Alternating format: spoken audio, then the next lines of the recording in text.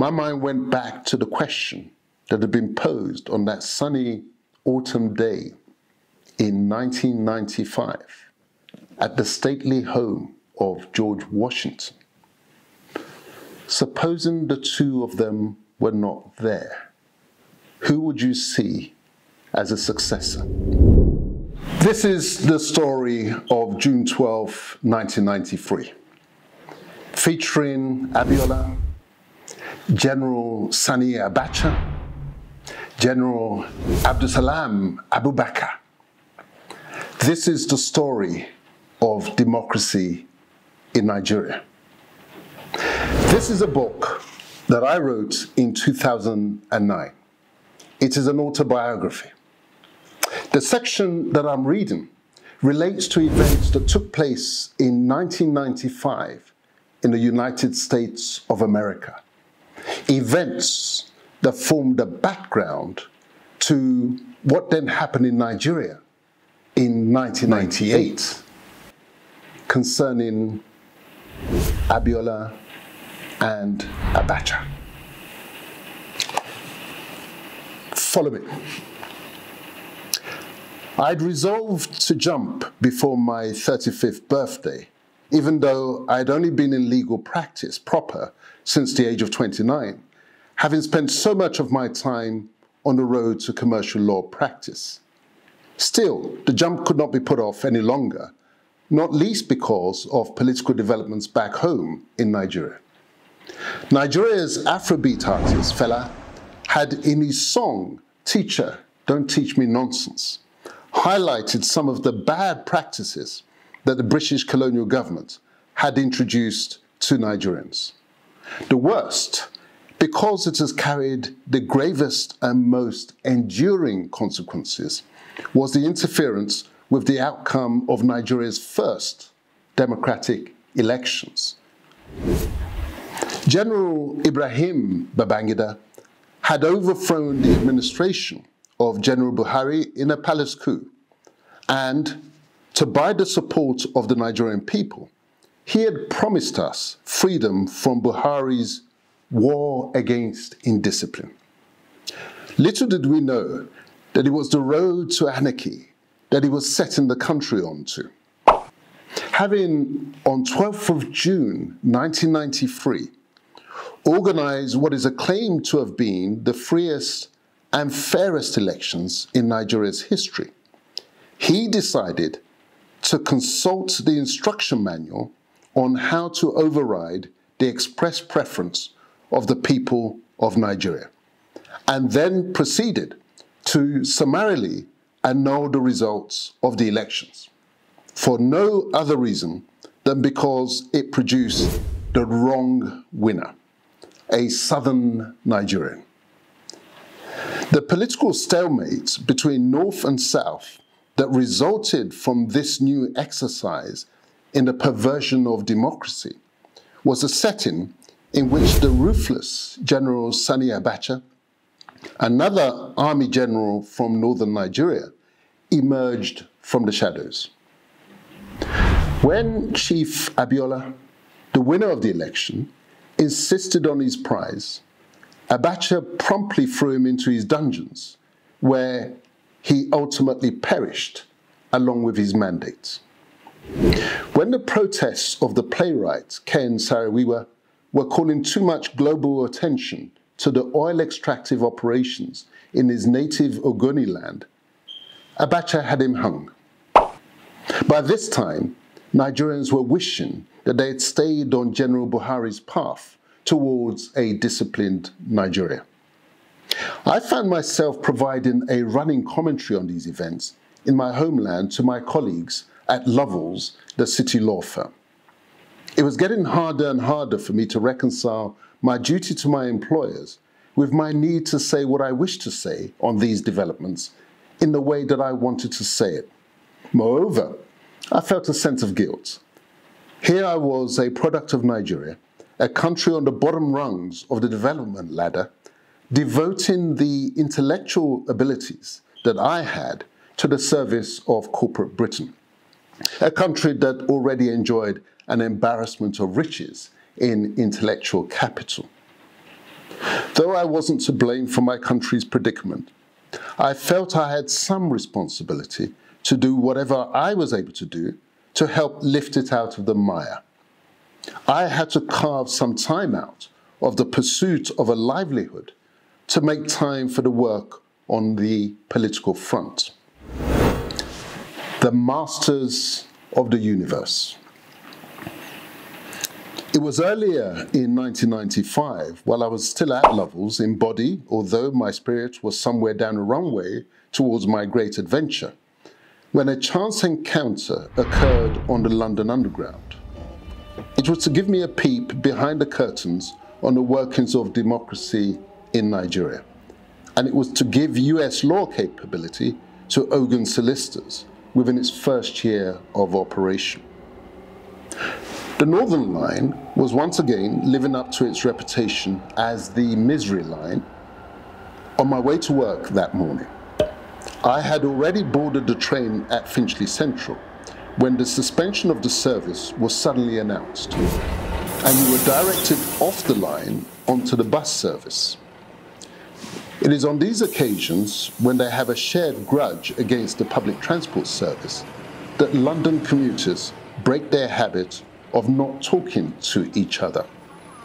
I got talking to a slightly lanky fellow with an Irish accent who had been sitting next to me on the train. I was pleased to learn that he worked in the commercial department of the US Embassy, and he was pleased to hear that I was a lawyer at Lovells. We exchanged details and agreed to arrange a luncheon with our principals. The venue was a partner's dining room at Lovells. He had invited his boss, Cantwell Walsh, a commercial attaché at the embassy, and I had invited Philip Gershny, the partner who I considered to have the best interpersonal skills amongst the partners in the tax department. The high quality of the food matched the high quality of the discussion. When the discussions touched on the current political developments in Nigeria, I must have said something that caught Cantwell Walsh's attention, because not long afterwards, he was putting me forward for his government's international visitor program. The program, he explained, was for those whom they considered were likely to have some kind of role in the countries in which the US government had an interest. The program, which was funded by USAID, involved an all-expenses-paid trip to the United States of America for up to 4 weeks. The deal was simple enough. The US government will fly me to up to 6 states, New York and Washington being mandatory as a power base of the government, with the rest being of my choosing. At each location, they would arrange meetings with anyone I wished to meet. The quid pro quo was that I would make myself available for anyone they wanted me to meet. It sounded a fair enough deal to me, and so off I went in the autumn of 1995 to New York, to Washington, and to Seattle, Boston, Tulsa, Oklahoma, and Charlotte, North Carolina.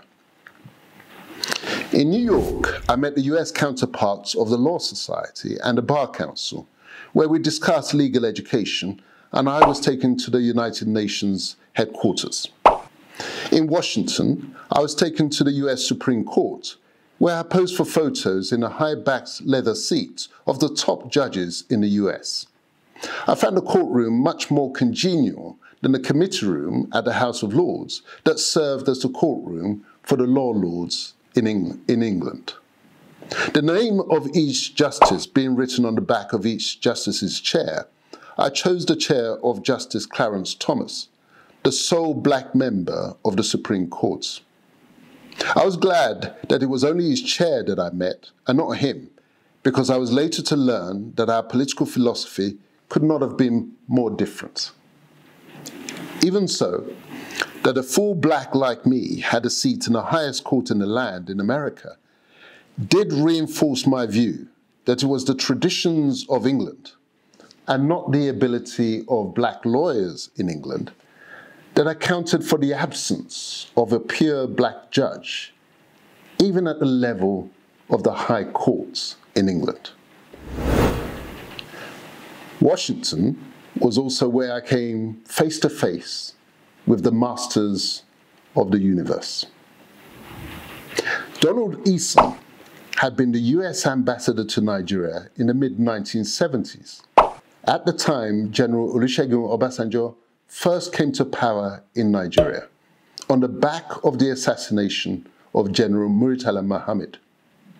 Eason had since retired to devote his spare time to charitable work in West Africa, in the area of river blindness, while Obasanjo had retired to his farm as a chicken farmer. Both, however, remained in contact through the Ford Foundation. Donald Eason was one of those who had expressed an interest in meeting me. He turned up at my Washington hotel at the pre-appointed time in his cream-colored linen suit and crisp white shirt, and took me on a tour of the stately home of George Washington, America's first president. As the two of us strolled in the grounds of the former home of the great American president on this sunny autumn day in 1995, he pointed out, as if by way of confession, that George Washington had owned slaves, and it was believed that he had fathered a child with one of his domestic slaves. Quite how the conversation moved across to Nigeria, I cannot recall, but when it got there, I remember him asking, "What do you think of Abacha's self-succession plans? Do you think he'll get away with it?" The new vogue for the masters of the universe was that military dictators were out, but military dictators who were ready to leave their uniforms at home were in. The formula had been successfully tested in Ghana with Flight Lieutenant Jerry Rawlings, and will be used later in Uganda with General Museveni, and in Pakistan with General Musharraf. In preparation for his own metamorphosis, Sani Abacha had, by military decree, promulgated a new constitution that permitted 5 political parties to contest the presidential elections, and had got all 5 parties to adopt him as their sole candidate for the presidency. "I can't see it working," was my reply to Donald Eason. I elaborated that as a military dictator, Abacha could very much do as he pleased, but that once he took the uniform off and held himself out as a civilian democratic ruler, he would be hounded by the world media over the continued detention of Chief Abiola, the winner of the elections that Abacha's military predecessor, General Babagana, had aborted. I added that I could not see him releasing Abiola to avoid this problem because Abiola would insist on his mandate. And at the same time, I could not see Abiola accepting to leave his dungeon without his mandate. A hard divide had formed, with Abacha being seen as the flag bearer of the North and Abiola being seen as a champion of the South. In these circumstances, I said, I cannot see a soft landing. Supposing the two of them weren't there, was the follow-up comment. Who would you see as a possible successor? The import of this casual hypothesis was lost on me at the time. I proceeded to explain that given the seriousness of the standoff between North and South, I could not see a direct return to one-man, one-vote democracy. I speculated that there would have to be some form of transitional government, possibly a government of national unity. I proceeded to throw out some names from the different competing power sectors in Nigeria, that could be pulled together to form such a government. The one name that I did not mention was the one that the masters of the universe had in mind, General Olusegun Obasanjo, the former military ruler turned chicken farmer. What about Obasanjo? He said. What do you think of him? I began offering my apologies for the fact that I didn't have much knowledge of the man. He had been a military ruler from 1976 to 1979, following the assassination of his boss, General Murtala Mohammed, at a time when I was a political ignoramus. I explained that from what I had heard, he had run a relatively clean administration, and by nationalizing British petroleum in the face of protests from the British government, he had shown he wasn't afraid of taking on the West. I added that with him being a former military ruler, he would be able to control the army so as to contain the risk of military coups, and being at the same time a Southerner and a Yoruba man, like Abiola, his presidency would probably serve to appease the bitter sense of injury amongst Southerners. I speculated that with the North having accepted him as supreme military ruler before, they may not be adverse to him as a compromise candidate. Yes, now you mention it, I can see him being able to hold the fort, I concluded. Then the conversation moved away from Nigeria. This trip was an important contribution to my realization that I had some role to play, however marginal, in the political affairs of Nigeria, and to my conviction that that role was not compatible with my duties as a city lawyer. I never saw Donald Eason or Cantwell Walsh again, but what I did see was that about 3 years after this discussion, on 8th of June 1998, to be exact, Sani Abacha died suddenly. It was said that he died of a heart attack. Then, just as everybody in Nigeria, at least everybody in the southern parts of Nigeria, and indeed many in the north, were jubilantly expecting Chief Abiola to be pardoned, released, and installed as the duly elected president of Nigeria, on 7th of July 1998, exactly a month to the day of Abacha's death, the news broke that Abiola had also died of a heart attack. The news was broken by a former US ambassador to Nigeria, Thomas Pickering, who was leading a US delegation, including Susanna Rice, to meet with the new military leadership to lobby for Abiola's release. It was explained that he suffered the seizure while he was having tea with the delegation. Even as Bill Clinton, the then honorary black president of the United States, took to the airwaves to reassure Nigerians that there had been no foul play, my mind went back to the question that had been posed on that sunny autumn day in 1995 at the stately home of George Washington. Supposing the two of them were not there, who would you see as a successor? The picture that was emerging in my mind became fully formed when General Olusegun Obasanjo, the man that I had not initially given a thought to until Mr. Eason mentioned his name, was sworn in as President of Nigeria a year later in May 1999. Written in 2009 concerning events in America in the autumn of 1995, 3 years before Abiola and Abacha died in 1998. You're now going to hear from Babagana Kingibe, who was Abiola's running mate in that aborted election. And you also hear the account of General Abdulsalami Abubakar. You decide.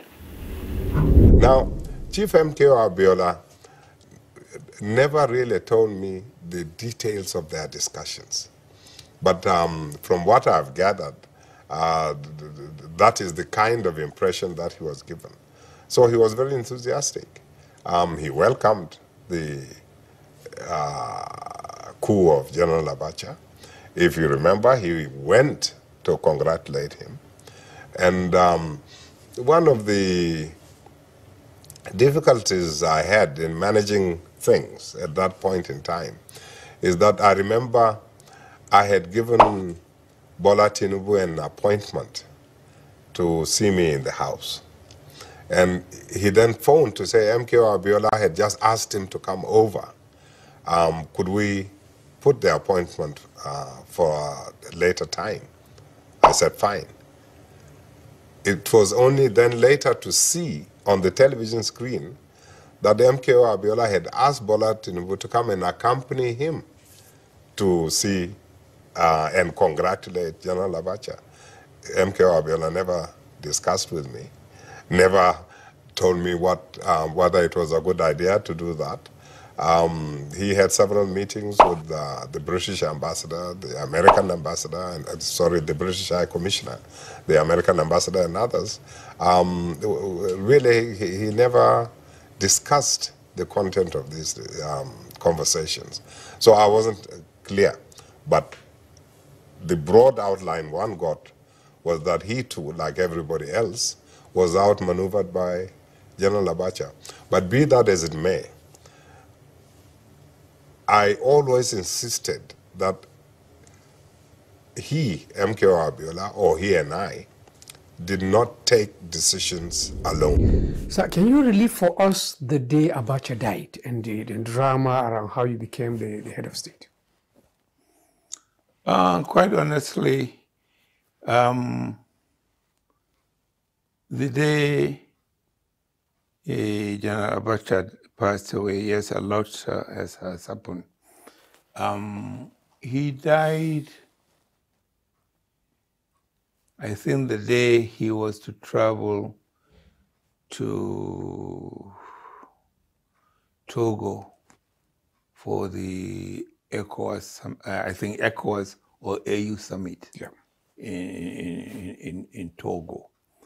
Now, I got a call from the villa that General Abacha wants to see me. So immediately what came to my mind, I said, I hope he has not changed his mind about going to this Togo and he's going to send me. Because at that time, when he passed away, already I was de facto #2 man. Because at that time, General Dia and others were having problem on this alleged coup. So I said, now I'm sure the general has changed his mind and he is going to send me, because in a lot of time, I'm called upon to go and represent the head of state. So I took my time when I went to the bathroom, and I told my wife, look, I think I might be going to this AU summit. So help me prepare my... Then before I finished, then there was another call. This was in the morning? In the morning? Yes. In the morning. Then there was another call. Look, the president is waiting for you. I said, okay, I'm coming.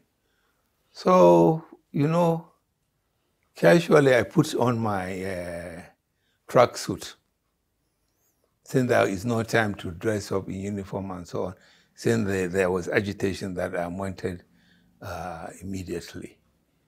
So I came with my tracksuit. I think I was even wearing the slippers. So I came, so as I was coming, they said, the general is in the office. So naturally, when I come to the office, no matter who is with General Abacha, I normally just go in and meet him, and maybe he will say, okay, wait, let me finish with this gentleman.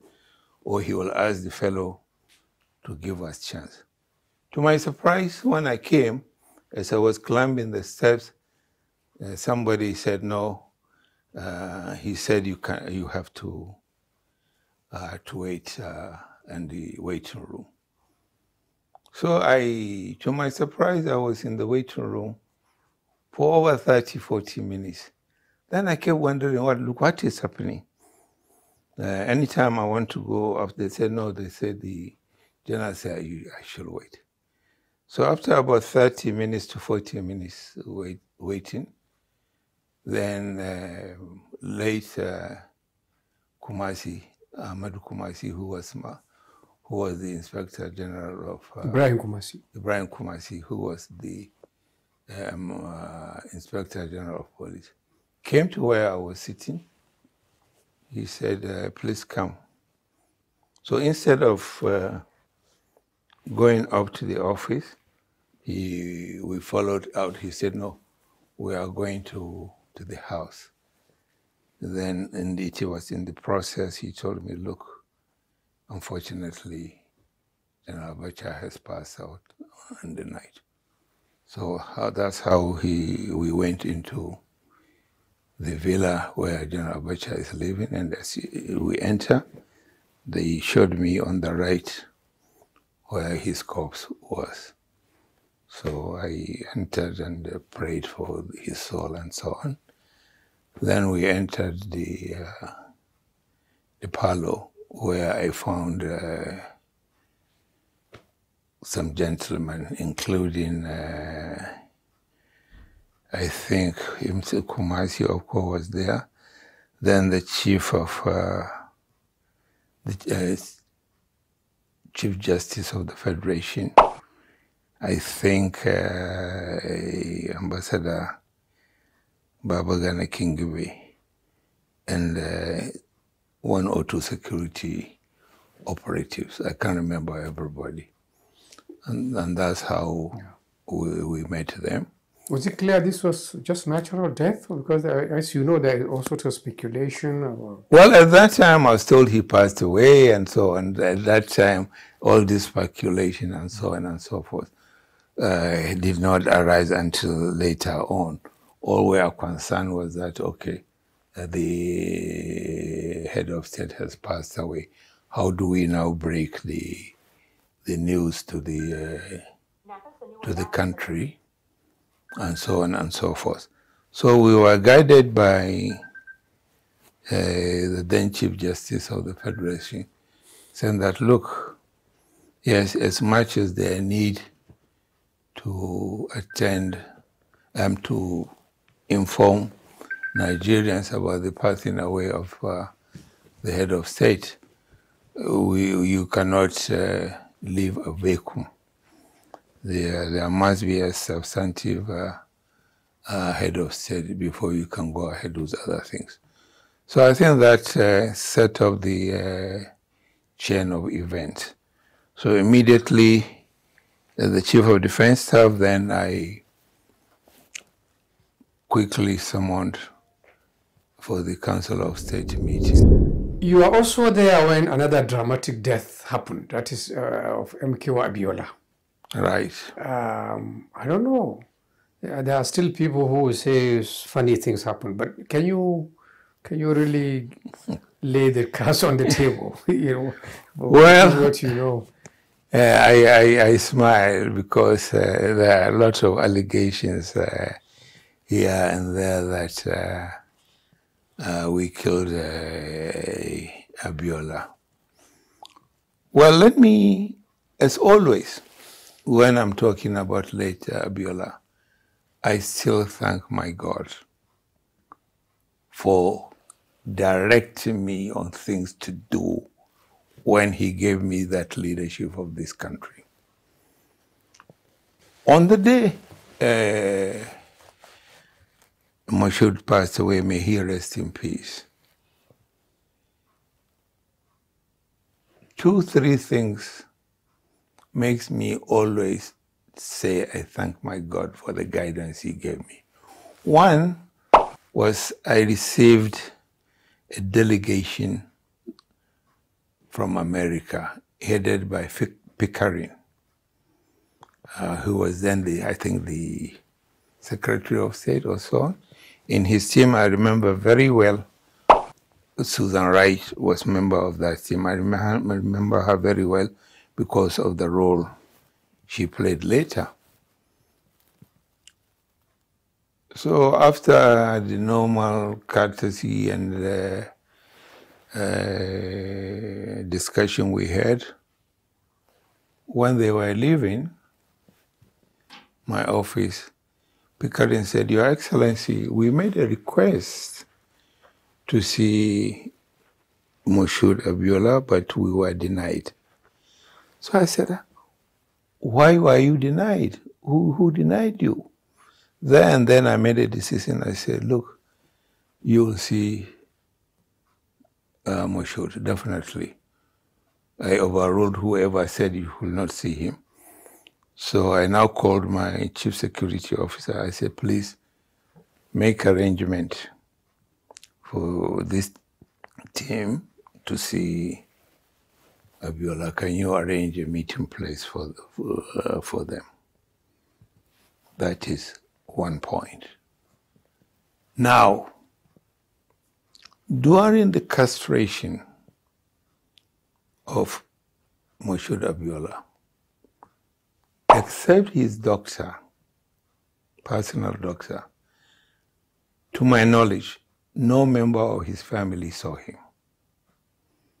So when I became head of state, based on consultation and interaction, together with Ambassador Babagana Kingibe, I said, look, the family, I gave them a date, they can come and see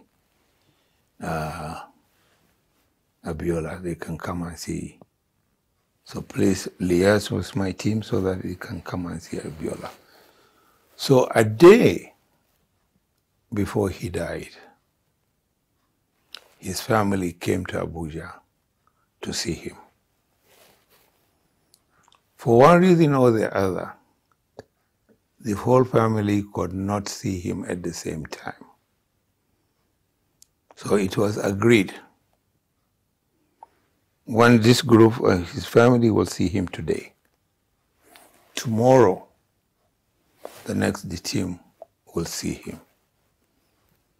So remember, so they saw him like yesterday. Now, this team from US came to see me, and I said they could see him.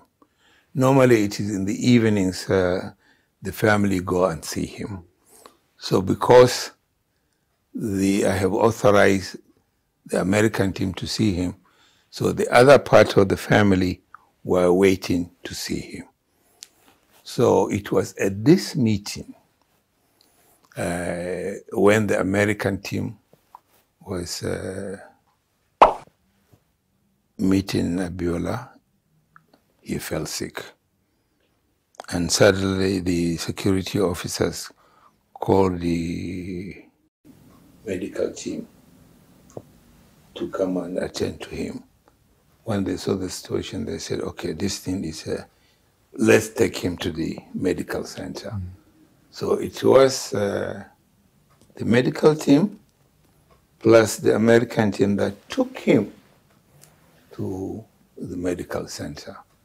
Unfortunately, at the medical center, he gave up. Then my security chief called me, sir, bad news for you. I said, what else? He said, Abiola is dead. I said, what?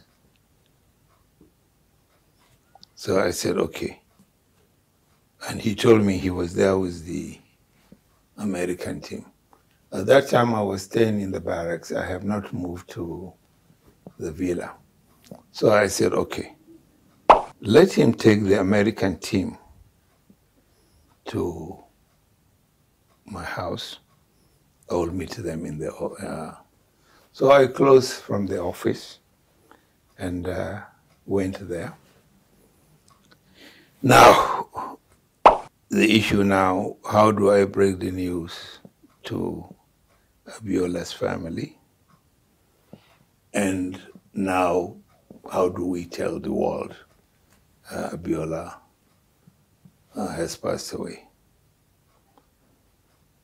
So I think I must be thankful to God and again to Ambassador Kingibe because we called on him and he now came there and I asked him to bring the family of Abiola. So when they came, I broke the news that unfortunately this is what has happened. As you will expect, the family broke down, they started crying. I can't remember which of the ladies, I held her. She was crying, sobbing. It was then Susan Wright. That's why I always remember, she said, Mr. President, that is not your job, let me do it. So she now held this lady and until she settled down, she calmed down a little bit. And then we have to summon my second in command and other people. And then we now strategize how to break the news.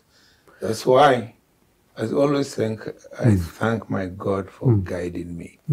If I hadn't said the American team should go and meet Abiola, certainly I don't know how I will explain to the world that Abiola has died. And the American team, will they believe me that we had not killed Abiola at that time when they were requesting to see him?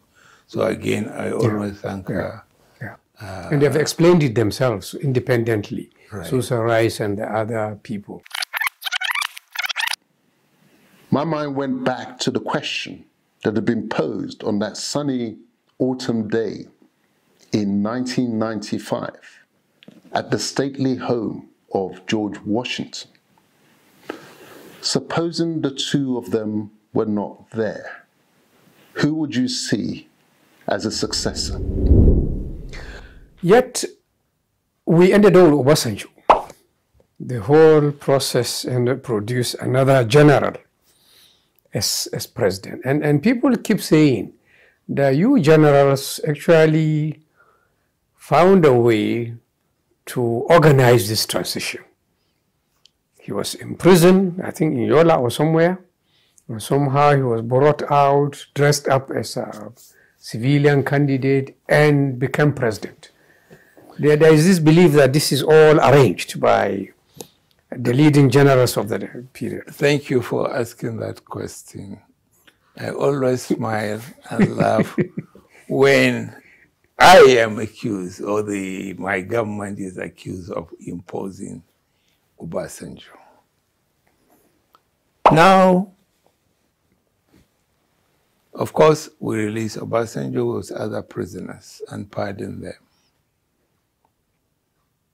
So when Obasanjo was released, he came to see me, saying he was going to take the government to court. Why are you going to do that? Of course, he said his business was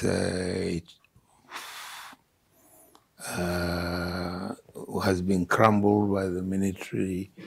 His human rights have been violated. He did not commit any coup, and so on and so forth.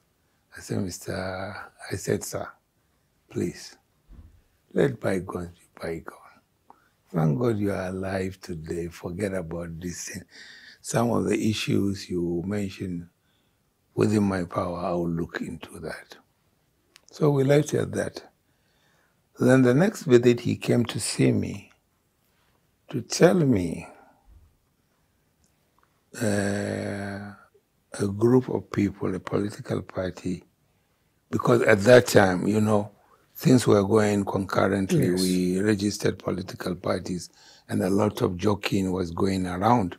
So he came to tell me he has been approached by this group of people. They want to make him a candidate to stand for election. I said, sir, if I were you, please disregard these people. So go home and rest and sort yourself out and so on and so forth. He said, okay, General, thank you for your advice. I will get back to you. He never got back to me. The next I hear was that he was one of the presidential candidates. I try to tell people that I have nothing to do with bringing Obasanjo to contest the election. Whatever must happen is between the political parties and so on. But you have to rehabilitate him after prison. Like I help all other prisoners. What do you mean by I help to rehabilitate? Well, I'm thinking of his businesses, whether he was helped with something to revive them, which is one of his complaints. Of course, not only him. All people that were in prison in one way or the other, we try to rehabilitate them, to have them in one way or the other.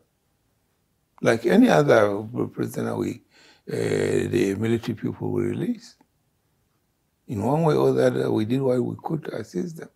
So you cannot equate that as bringing him to contest for an election. Yeah, but also, I mean, close allies of yours, General Babagana, General Gusau, seem to have been involved in this PDP arrangement. And that's why it is assumed you will be in the know, probably help here and there with the situation. Of course, I know the registration of the political parties. Of course, we have to intervene in one way or the other in order to bring peace, to give peace a chance. We put some conditions for the registration of political parties. In order to make peace reign, we have to, let me use the word tinker with some of the conditions, because categorically the AD did not qualify. It was only, I think, is it PDP or? ANPP. ANPP qualified to be registered as political parties. Yeah. But if we have done that, we are still not out of the woods. There was this agitation from the Southwest that, look, they have been shortchanged and so on and so forth. So we said, look, all we are trying to do is to bring peace. No laws are sacrosanct. Let's see how we can tinker. So we tinkered and allowed the AD to be registered. And thereby we were able to placate another area where there will be unrest and accusation. So we did. Now, if in the process of making political parties, people are joking here and there, please take my administration out of this tinkering. We didn't know anything. We did not say, look, make ABC a presidential candidate. It is an issue between the political parties. If, as you said, Babangida, Aliyu Gusau have played a role, that must be a role they are playing with the political parties, because they became members of political party. My mind went back to the question that had been posed on that sunny autumn day in 1995 at the stately home of George Washington. Supposing the two of them were not there, who would you see as a successor? The picture that was emerging in my mind became fully formed when General Olusegun Obasanjo, the man that I had not initially given a thought to, until Mr. Easom mentioned his name, was sworn in as President of Nigeria a year later in May 1999.